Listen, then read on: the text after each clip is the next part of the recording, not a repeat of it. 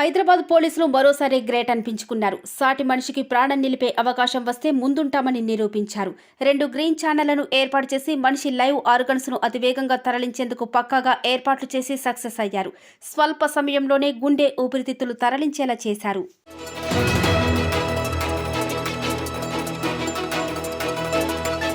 తిరుమల శ్రీవారిని దర్శించుకోవాలని ఎదురు చూస్తున్న భక్తులకు తిరుమల తిరుపతి దేవస్థానం శుభవార్త చెప్పింది. ఫిబ్రవరి నెలకు సంబంధించి శ్రీవారి దర్శన టికెట్లను ఈ నెల 28వ తేదీన విడుదల చేయనున్నట్టు టీటీడీ ప్రకటించింది.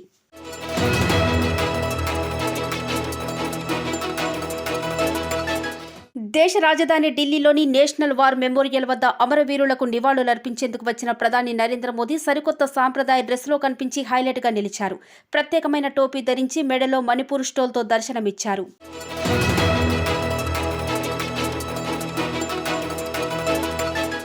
గణతంత్ర దినోత్సవం రోజున గుంటూరులో మరోసారి జిన్నా టవర్ వివాదం రాజుకుంది. జిన్నా టవర్పై జాతీయ జెండా ఎగరవేస్తామని హిందూ వాహిని ప్రకటించడం తీవ్ర ఉద్రిక్తతలకు దారితీసింది.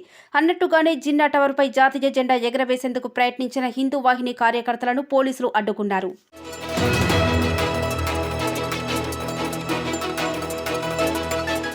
తెలంగాణ ఆర్టీసీ ప్రయాణికులకు గుడ్ న్యూస్. ఆర్టీసీ కొత్త వెబ్సైట్ను అందుబాటులోకి తెచ్చింది. గణతంత్ర దినోత్సవం సందర్భంగా Telangana RTC chairman Bajireddy Govardhan, MD Sajjanar కొత్త వెబ్సైట్ను ప్రారంభించారు.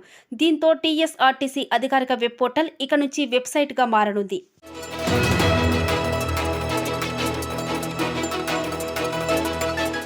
కూటి కోసం కోటి విద్యలు అన్నారు పెద్దలు. ఆంధ్రప్రదేశ్లోని తూర్పుగోదావరి జిల్లా కాకినాడ, ఉప్పాడ తదితర సముద్ర ప్రాంతాల్లో రాత్రివేళ మత్స్యకారుల వలలకు చేపలు చిక్కకపోవడంతో కొత్తగా ఆలోచించిన గంగపుత్రులు దీపాల వెలుగును ఎరగా సరికొత్త దారిలో వేట సాగిస్తున్నారు.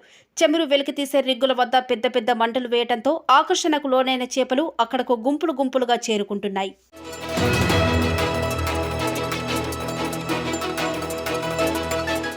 డచ్, ఫ్రెంచ్, ఇంగ్లీష్, పోర్చుగీస్ వ్యాపారులు మచిలీపట్నం వచ్చి దశాబ్దాలుగా వస్త్రాలు ఎగుమతి చేసి వారి ఆనవాళ్లను అలానే వదిలి వెళ్లారు. ఇంగ్లీష్ పాలెం, డచ్పేట, రాబర్టు సన్పేట ఇలా పేర్లున్న కాలనీలు, గ్రామాలు మచిలీపట్నంలో ఇప్పటికీ ఉన్నాయి. వాటిని అలాగే పిలుస్తున్నారు.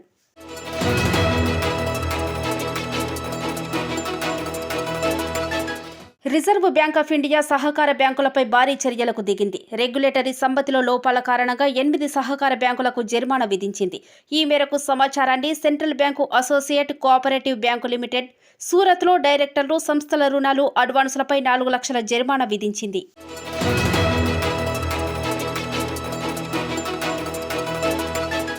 ఏపీలో కరోనా వ్యాప్తి ప్రమాదకరంగా మారింది. కేసుల సంఖ్య పెరుగుతూ ఉండటంతో జాగ్రత్తలు పాటించాలని నిపుణులు సూచిస్తున్నారు. తాజాగా 24 గంటల వ్యవధిలో 49,143 శాంపిల్స్ను పరీక్షించగా 13,618 మందికి కరోనా సోకినట్టు తేలింది. ఫలితంగా రాష్ట్రంలో మొత్తం పాజిటివ్ కేసుల సంఖ్య 22,22,573కు చేరింది.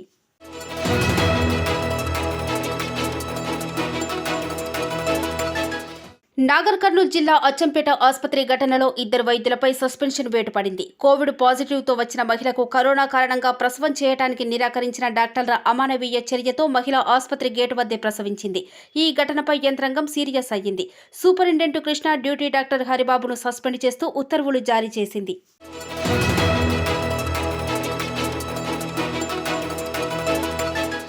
గూగుల్ సీఈఓ సుందర్ పిచాయ్పై మహారాష్ట్రలో కేసు నమోదైంది. కాపీరైట్ ఉల్లంఘన కింద ఆయనతో పాటు యూట్యూబ్ గౌతమ్ ఆనంద్ సహా 6గురిపై ఎఫ్ఐఆర్ బుక్ చేశారు. బాలీవుడ్ ఫిల్మ్ మేకర్ సునీల్ దర్శన్ ఫిర్యాదు మేరకు కేసు నమోదైంది. అయితే సుందర్ పిచాయ్కి పద్మభూషణ్ అవార్డు ప్రకటించే కంటే ఓ రోజు కేసు నమోదవటం గమనార్హం.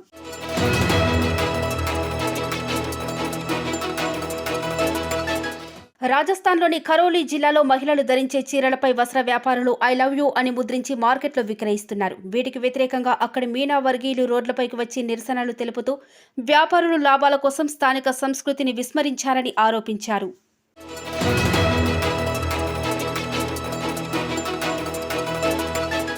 తెలంగాణను డ్రగ్స్ రహిత రాష్ట్రంగా చేయాలని సీఎం కేసీఆర్ అధికారులను ఆదేశించారు. ఇందుకోసం కౌంటర్ ఇంటెలిజెన్స్ సెల్ ఏర్పాటు చేశారు. డ్రగ్స్ విషయంలో దోషులు ఎవరైనా ఉపేక్షించేది లేదని స్పష్టం చేశారు. డ్రగ్స్ కేసులో ఎంతటి వారైనా తాట తీయండంటూ సీఎం కేసీఆర్ సంచలన ఆదేశాలు జారీ చేశారు.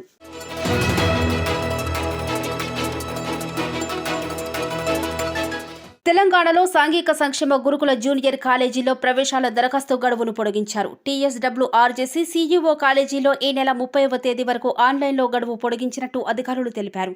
ప్రవేశ పరీక్ష రెసిడెన్షియల్ జూనియర్ కాలేజీలోనే నిర్వహించనున్నారు.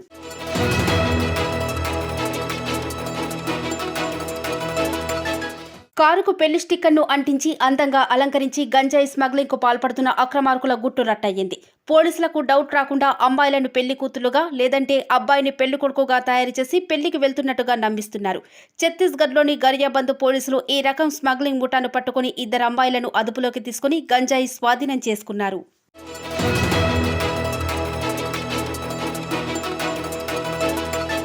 పంజాబ్ అసెంబ్లీ ఎన్నికలకు ముందు అకాలీదళ్ నేత బిక్రమ్ సింగ్ మజీతియా కాంగ్రెస్పై సంచలన ఆరోపణలు చేశారు. ఈడీ ఆరోపణలు ఎదుర్కొంటున్న సుఖ్పాల్ ఖైరా డ్రగ్స్ స్మగ్లర్లతో సంబంధాలు ఉన్నాయని ధ్వజమెత్తుతూ మాజీ డీజీపీ సిద్ధార్థ్ చట్టోపాధ్యాయకు గ్యాంగ్స్టర్లతో సంబంధాలున్నాయని ఆరోపించారు.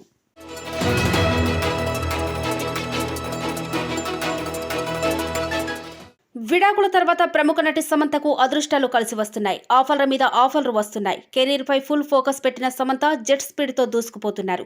తాజాగా కాయిన్ స్విచ్ కుబేర్ క్రిప్టో యాప్కు ప్రచారకర్తగా మారారు. ఇప్పటికే అర్బన్ కిసాన్, సాకితో పాటు ఇతర బ్రాండ్స్కు ప్రచారకర్తగా వ్యవహరించిన సమంత ఇప్పుడు క్రిప్టో కరెన్సీ అంబాసిడర్గా మారారు.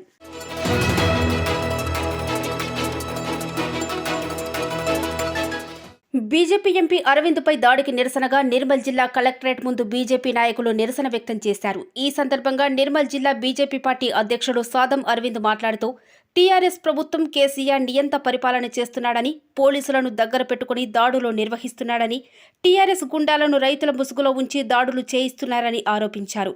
ఇకనైనా ఇలాంటివి ఆపకపోతే బీజేపీ శ్రేణులు మీ పార్టీ గుండాలను ఎక్కడికక్కడ కట్టడి చేసి తగిన బుద్ధి చెబుతారని హెచ్చరించారు.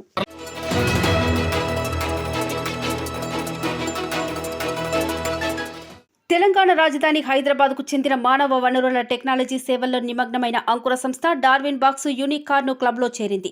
సంస్థ గత విలువ $100 కోట్ల కంటే అధికంగా ఉన్న అంకుర సంస్థను యూనికార్నులుగా పరిగణిస్తున్నారు.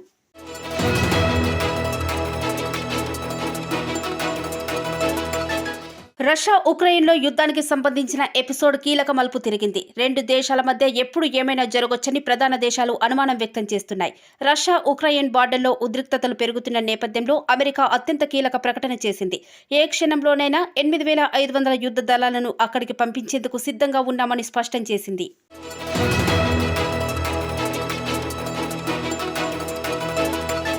టాలీవుడ్ మెగాస్టార్ చిరంజీవి కరోనా బారిన పడ్డారు. కొద్దిపాటి లక్షణాలతో కోవిడ్ నిర్ధారణ అయ్యింది. ఆయన ఆరోగ్యం ప్రస్తుతం నిలకడగానే ఉండగా హోం క్వారంటైన్ అయ్యారు. అలాగే మరోవైపు ప్రముఖ choreographer Bigg Boss fame Annie మాస్టర్ను సైతం కరోనా వదల్లేదు. అన్ని జాగ్రత్తలు తీసుకున్నా కరోనా పాజిటివ్గా నిర్ధారణ అయ్యింది.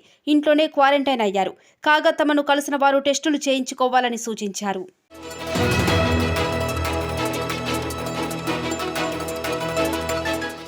దేశవ్యాప్తంగా కరోనా థర్డ్ వేవ్ విజృంభిస్తున్న వేళ ప్రముఖ పుణ్యక్షేత్రమైన తిరుమల తిరుపతిలో జరిగే రథసప్తమి వేడుకలను కరోనా నిబంధనలు పాటిస్తూ నిర్వహించడానికి టీటీడీ సిద్ధమవుతోంది.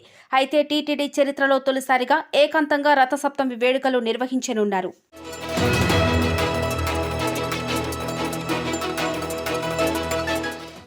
2018 అసెంబ్లీ ఎన్నికల సమయంలో తాను అఫిడవిట్ ట్యాంపరింగ్ చేశానన్న కేసులో ఢిల్లీ అత్యున్నత న్యాయస్థానం డిస్మిస్ చేసిన పిటిషన్పై రాద్ధాంతం చేయడం తగదని మంత్రి శ్రీనివాస్ గౌడ్ అన్నారు. కేవలం రాజకీయ కారణాలతోనే తప్పుడు ప్రచారం చేస్తున్నారని, దీని వెనుక మహబూబ్ నగర్కు చెందిన మాజీ ఎంపీ, ఓ మాజీ మంత్రి, ఓ నాయకుడు ఉన్నారని ఆరోపించారు.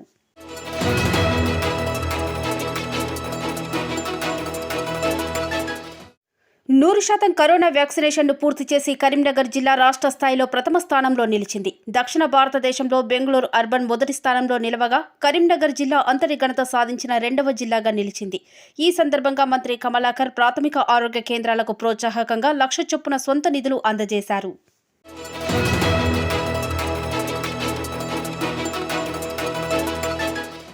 ఆదిలాబాద్లో త్వరలో ఐటీ టవర్తో పాటు టెక్స్టైల్ పార్కు ఏర్పాటు చేస్తామని మంత్రి కె తారక రామారావు అన్నారు. NDBS India MD Sanjeev Deshpande IT tower ఏర్పాటుకు ముందుకు వచ్చారని వెల్లడించారు. ద్వితీయ శ్రేణి నగరాలకు ఐటీ విస్తరించడానికి రాష్ట్ర ప్రభుత్వం కట్టుబడి ఉందని చెప్పారు.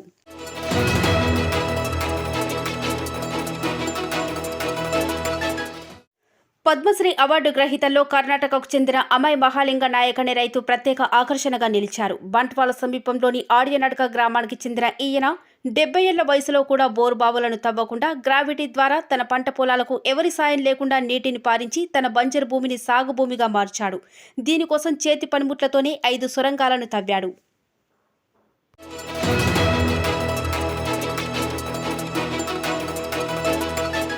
తమ భూ వివాదాన్ని పరిష్కరించాలంటూ ఓ రైతు కొడుకు కలెక్టర్ కారుకు అడ్డు వెళ్లి పెట్రోల్ పోసుకుని ఆత్మహత్య యత్నానికి ప్రయత్నించాడు. వెంటనే స్పందించిన పోలీసులు అతడిని అడ్డుకున్నారు.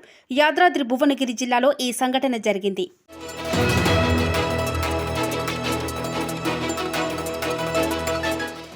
ఓ వ్యక్తిని కోర్టు నిర్దోషిగా ప్రకటించిన తర్వాత ఆ వ్యక్తిపై మరే ఇతర కేసులు లేనప్పుడు రౌడీ షీటు కొనసాగించడం చట్ట ప్రకారం చెల్లుబాటు కాదని హైకోర్టు స్పష్టం చేసింది.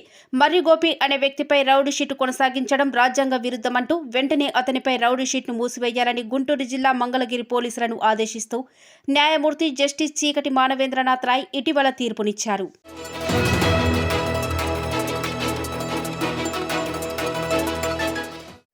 జామియా మిలియా ఇస్లామియా సెంట్రల్ యూనివర్సిటీ మొట్టమొదటి మహిళా వైస్ ఛాన్సలర్గా నియమితులైన నజ్మా అఖ్తర్ మరో ఘనత సాధించారు. ప్రతిష్టాత్మక పద్మశ్రీ అవార్డుకు ఆమె ఎంపికయ్యారు.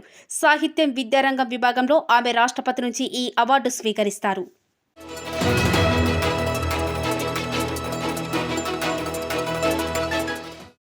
ఆంధ్ర, ఒడిషా రాష్ట్రాలు సంయుక్తంగా నిర్వహిస్తున్న మచ్కండు జల విద్యుత్ కేంద్రం డైవర్షన్ డ్యాంకు చెందిన 2వ నంబర్ పవర్ గేటు వద్ద సాంకేతిక లోపం తలెత్తింది.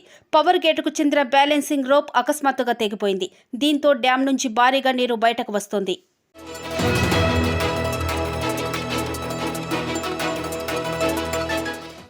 జమ్మూ కాశ్మీర్లోని శ్రీనగర్లో రిపబ్లిక్ డే సందర్భంగా అపూర్వమైన ఘట్టం ఆవిష్కృతమైంది. ప్రఖ్యాత లాల్ చౌక్ ప్రాంతంలోని క్లాక్ టవర్పై తొలిసారి త్రివర్ణ పతాకం రెపరెపలాడింది. వేడుకలను కరోనా ఆంక్షల మధ్య నిర్వహించారు.